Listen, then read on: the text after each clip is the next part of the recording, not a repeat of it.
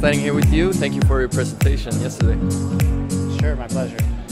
Great. So, can you explain for the viewers how does MDMA help people with PTSD or MDMA-assisted psychotherapy?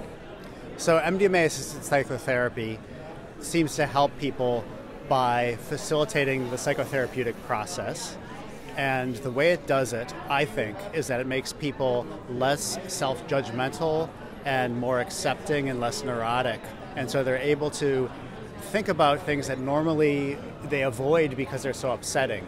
So in the case of post-traumatic stress disorder, PTSD, people are often able to reconsider the traumatic events that have brought them so much suffering and maybe think about them in a slightly different light. And it does seem that for people going through this therapy, they do often have breakthroughs in how they understand what happened, and they have a changed sense of meaning afterwards. Mm-hmm. Where do you see MDMA-assisted psychotherapy in 10 years, if you speculate?